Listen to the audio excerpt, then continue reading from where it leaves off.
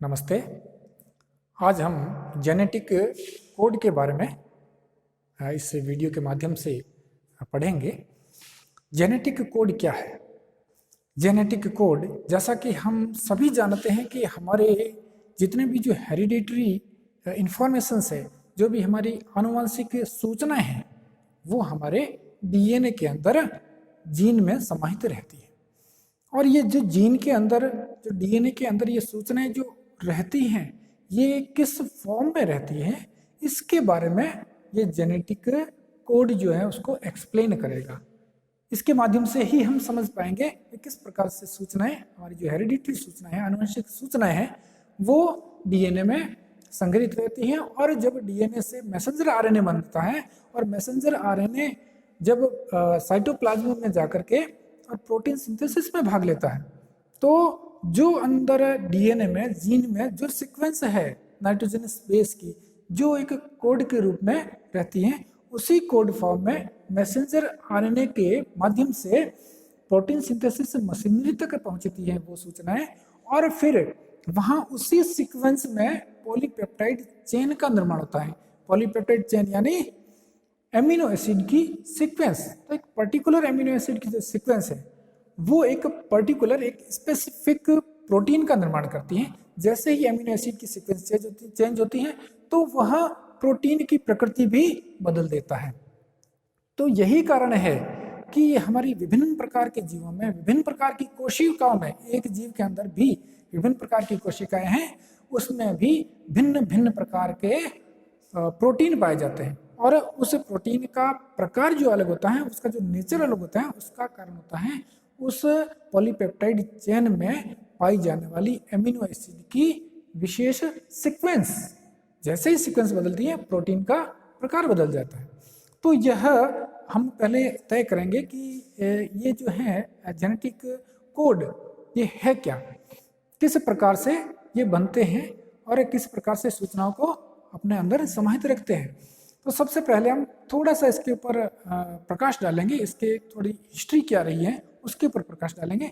तो सबसे पहले जॉर्ज गेमो ने 1954 के अंदर इस जेनेटिक कोड के बारे में बताया था। और ये बताया था कि ये 3 न्यूक्लियोटाइड मिल करके और एक एमिनो एसिड के लिए कोड बनाता है। ये जॉर्ज गेमो ने 1954 में बता दिया था। फिर उसके बाद में नीरेनबर्ग एवं मिथाई ने एक्सपेरिमेंट के द्वारा यह शो किया कि जो एमिनो एसिड के जो कोड होते हैं, वो ट्रिपलेट कोड होते हैं। उसमें 3 बेस मिल करके एक कोड का निर्माण करते हैं। इसी कार्य के लिए जो है ये नीरेनबर्ग यानी मार्शल नीरेनबर्ग और हमारे भारतीय वैज्ञानिक हरगोविंद खुराना, उनको इस खोज के लिए, जिन्होंने ट्रिपलेट कोड प्रत्येक एमिनो एसिड के लिए एक्सपेरिमेंट के द्वारा निर्धारित कर दिया था कि ये जो ट्रिपलेट कोड है वो इस एमिनो एसिड के लिए रेस्पॉन्सिबल है।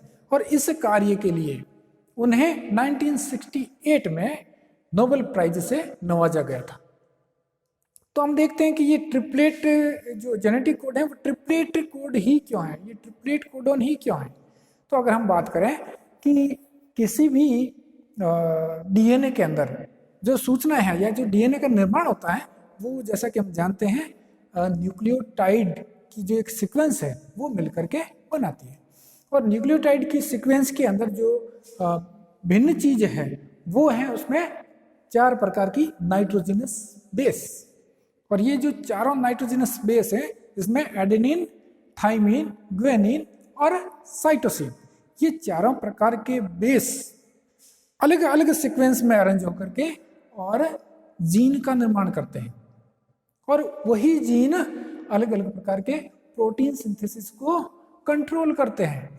तो इसमें हम अगर बात करें कि ये जो 4 प्रकार की नाइट्रोजनस बेसेज हैं, इन 4 प्रकार की नाइट्रोजनस बेसेज को अगर एक बेस को एक एमिनो एसिड के लिए रेस्पॉन्सिबल माने, तो केवल और केवल 4 एमिनो एसिड के लिए ही ये प्रतिनिधित्व कर सकती हैं, क्योंकि 4 प्रकार की बेसेज है, इसलिए ये सिंगल तो उसमें नहीं हो सकता, यानी सिंगल बेस किसी एक अमीनो एसिड को रिप्रेजेंट नहीं कर सकता है, उसकी इंफॉर्मेशन को नहीं रख सकता है।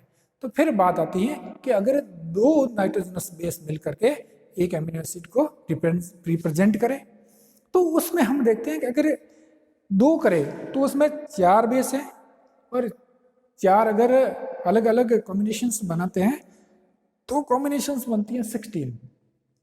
फिर भी ये जो 20 डिफरेंट टाइप्स के अमीनो एसिड्स है उसके लिए इनफ नहीं है, उसके लिए ये पर्याप्त नहीं है। तो फिर हम बात करते हैं, अगर यही बेसेज 3-3 के पेयर में मिल करके, यानी 3 का कॉम्बिनेशन बना करके 3 की सीक्वेंस में अगर अरेंज होकर के और फिर कोडॉन का निर्माण करे, यानी एक अमीनो एसिड के लिए प्रतिनिधित्व करे, तो हम पाते हैं कि 4 बेस जो है नाइट्रोजनस बेस 4 × 4 × 4 ये होता है 64 और हमारे अमीनो एसिड्स है 20।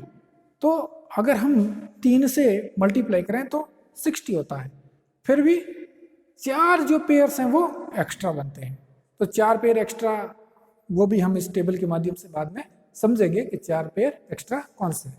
तो इस तरह से ये तय हो गया कि डीएनए के अंदर जो इंफॉर्मेशंस पाई जाती हैं अमीनो एसिड्स के लिए वो ट्रिपलेट कोड के रूप में ही पाई जाती है, और यही ट्रिपलेट कोड की जो निश्चित सीक्वेंस है वही जेनेटिक कोड कहलाती है। अब हम देखते हैं कि ये जो जेनेटिक कोड है उसके कैरेक्टरिस्टिक्स क्या है, क्या उसके लक्षण क्या है, उसके बारे में थोड़ा सा हम प्रकाश डालेंगे। तो उसमें जो स्पेसिफिक कैरेक्टर है, सबसे पहला है ये कोड ट्रिपलेट नेचर के होते हैं, यानी इसमें 3 बेसेस मिलकर के और एक कोडॉन बनाते हैं। जैसे यह एक कोडॉन है you you you, uracil uracil uracil, ये मिलकर के फिनाइल एलेनिन के लिए कोड बनाते हैं। तो ये इसका जो नेचर होता है वो ट्रिपलेट होता है। ट्रिपलेट 3 अलग अलग प्रकार के जो एडजेसेंट बेस है, एडजेसेंट बेस जो लगातार अलग अलग दूरी का नहीं, अगर ये डीएनए है तो यहाँ पर 1 2 3, तो ये 3 जो हैं कंटिन्यू ये मिलकर के एक कोडॉन बनाते हैं, और वह एक कोडॉन किसी एक एमिनो एसिड के लिए रेस्पॉन्सिबल होता है। तो इस प्रकार से ये होगा, और इनकी जो सीक्वेंस होगी वो होगी डीएनए के जो 5 एंड है वहां से 3 एंड के डायरेक्शन में, उसकी जो दिशा होगी वो 5 एंड से 3 एंड होगी। इस तरह से ये कोडॉन चलेंगे। तो ये इसका नेचर ट्रिपलेट होता है, एक बात होगी।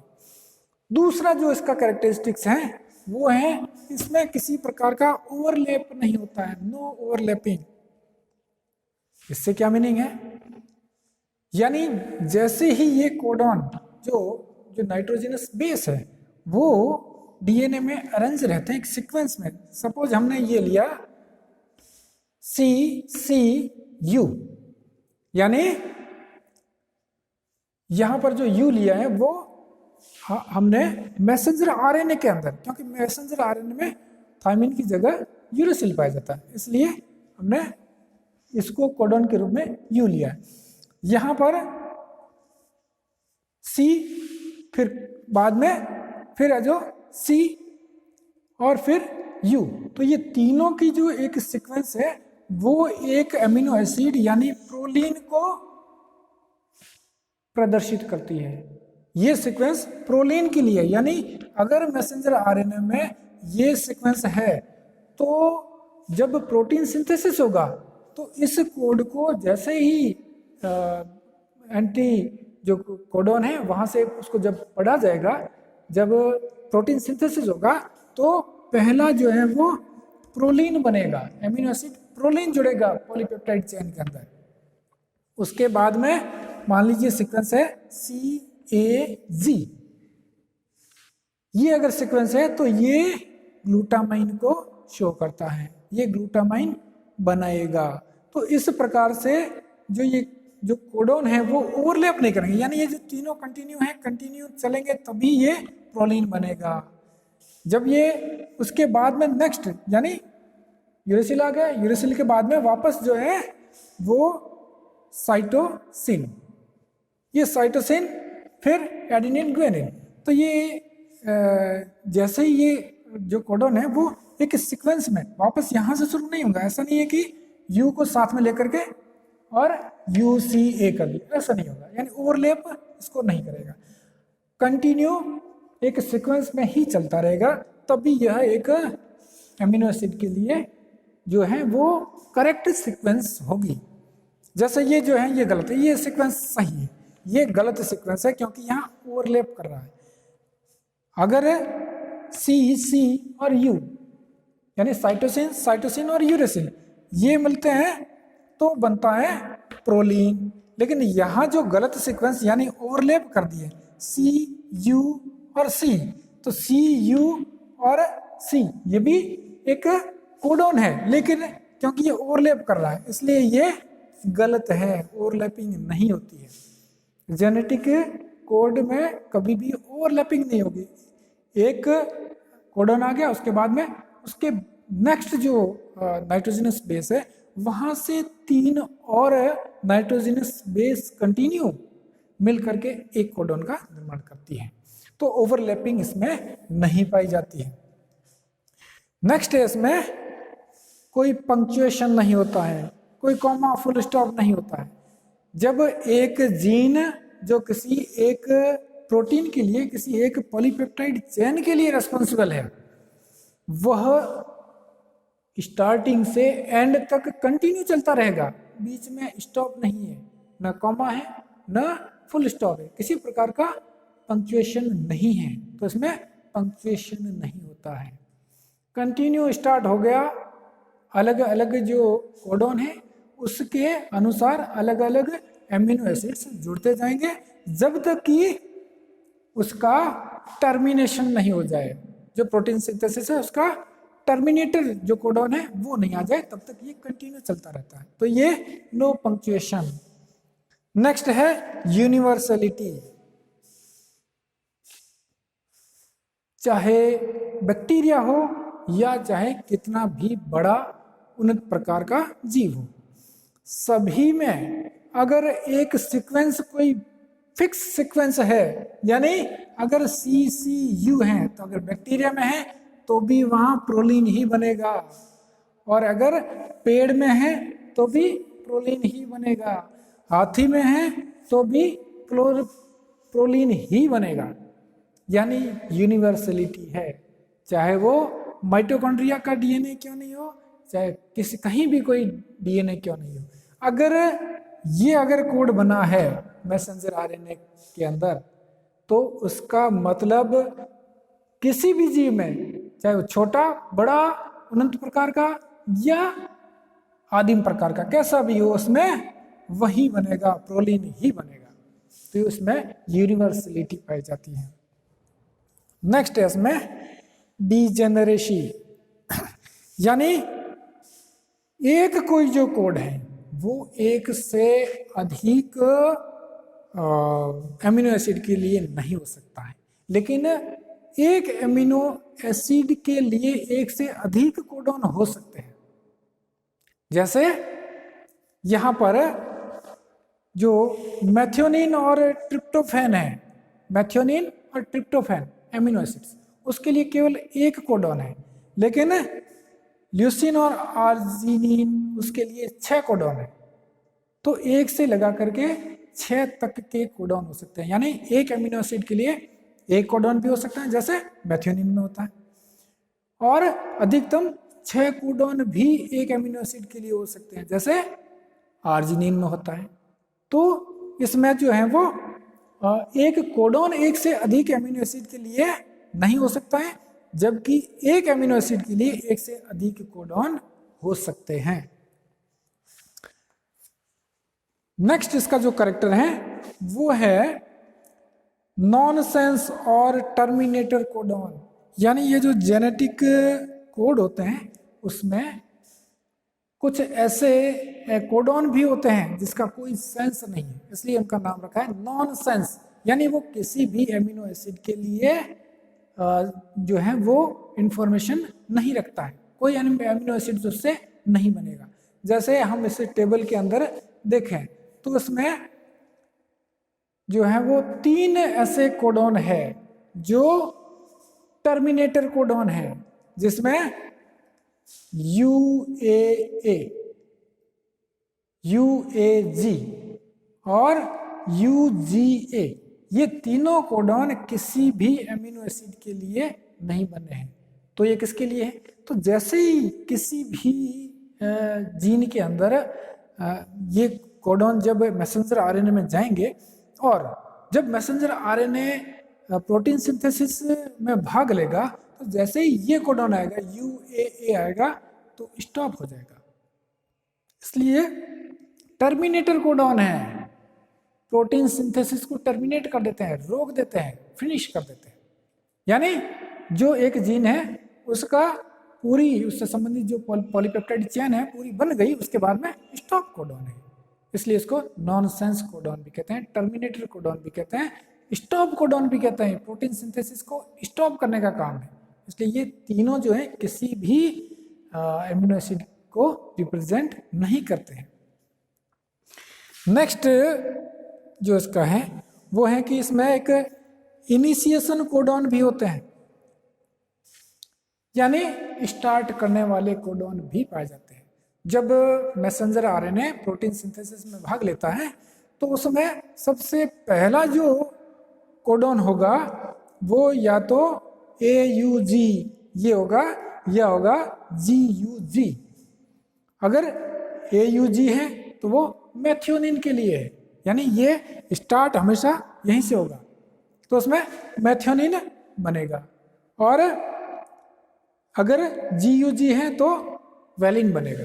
तो ये मेथियोनिन और वेलिन AUG और GUG ये 2 कोडॉन ऐसे हैं जो स्टार्ट कोडॉन है, यानी इनिशिएशन कोडॉन है, ये शुरुआत करने वाले कोडॉन होते हैं। नेक्स्ट इसकी जो कैरेक्टर है वो है इसमें कोलिनियरिटी पाई जाती है।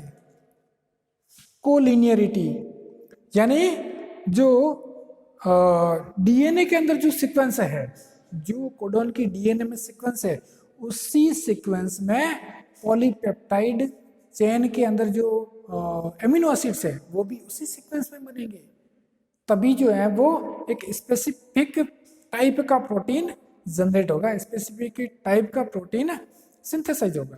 तो प्रोटीन सिंथेसिस के लिए जो डीएनए के अंदर जो सूचना है as it is polypeptide chain के अंदर इम्प्रिंट होगी थ्रू प्रोटीन सिंथेसिस, जो मैसेंजर आरएनए के माध्यम से सूचनाएं बाहर आएगी और उसको पढ़ करके, यानी उसका जब ट्रांसलेशन होगा तो प्रोटीन सिंथेसिस होगा। तो इस प्रकार से इसमें कोलिनियरिटी पाई जाती है। तो ये कुछ इसके जो जेनेटिक कोड हैं उसके कैरेक्टर्स है। और यहाँ इस टेबल के माध्यम से कैसे ये जेनेटिक कोड बनते हैं, 64 जेनेटिक कोड वो यहाँ बताया गया है। ये फर्स्ट बेस की सीक्वेंस के अंदर आने वाले फर्स्ट बेसेस रहेंगे, ये रहेंगे सेकंड पर और ये थर्ड पर, जो ट्रिपलेट कोड है। यानी पहला फर्स्ट बेस से यू लिया, यूरेसिल, फिर सेकंड बेस से यू ले लिया, फिर थर्ड बेस का फर्स्ट यू, तो ये UCAG। इस प्रकार से यहाँ भी UCAG। तो इस प्रकार से हम इस टेबल को बनाएंगे तो सभी 64 कोडॉन यहाँ बन जाएंगे, ट्रिपलेट कोड यहाँ बन जाएंगे। तो पहले इस ये जो टेबल है उसमें हम देखेंगे तो पहला ये U बना है, दूसरा U और C, तीसरा U और A, चौथा U और Z।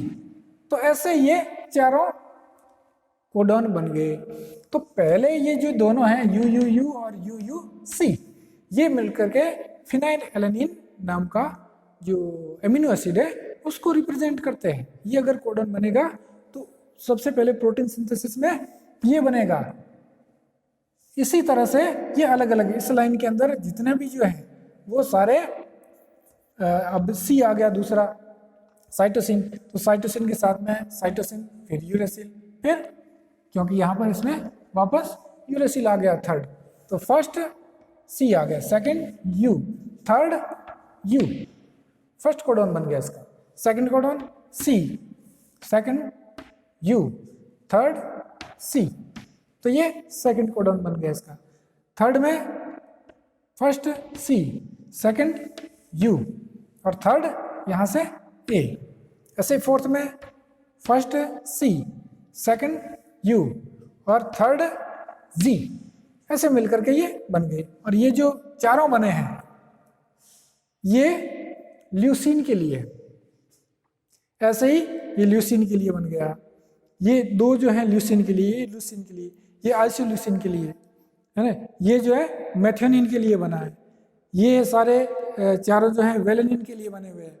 ऐसे ये सेरिन के लिए चारों बने हैं, ये प्रोलिन के लिए है, ये थ्रोयोनिन के लिए बने हैं, ये एलेनिन के लिए बने हैं, ये टायरोसिन के लिए, ये हिस्टिडीन के लिए, ये ग्लाइसिन के लिए, ये एस्पेरेजिन के लिए, ये लाइसिन के लिए, ये एस्पार्टिक एसिड के लिए, ये ग्लूटामिक एसिड के लिए, ये सिस्टीन के लिए, ये ट्रिप्टोफैन के लिए, आर्जिनिन, सेरिन, आर्जिनिन और ग्लाइसिन। तो इस प्रकार से ये सभी एमिनो एसिड के लिए अलग अलग ट्रिपलेट कोड जो मैसेंजर आरएनए में डीएनए के माध्यम से पहुंचते हैं, वो इस प्रकार से ट्रिपलेट कोड के रूप में इंफॉर्मेशन रहती हैं। और वही ट्रिपलेट कोड जो है एक एक एमिनो एसिड के लिए रेस्पॉन्सिबल होता है। इस तरह से एक एमिनो एसिड्स की अलग अलग सीक्वेंस अरेंज होकर के प्रोटीन सिंथेसिस के समय और एक अलग प्रकार की पॉलीपेप्टाइड चेन बनाती है, यानी अलग प्रकार का एक प्रोटीन बनाता है। और इसी कारण भिन्न भिन्न प्रकार के प्रोटीन कोशिकाओं में या अलग अलग प्रकार के जीवों में अलग अलग प्रकार के प्रोटीन पाए जाते हैं। धन्यवाद।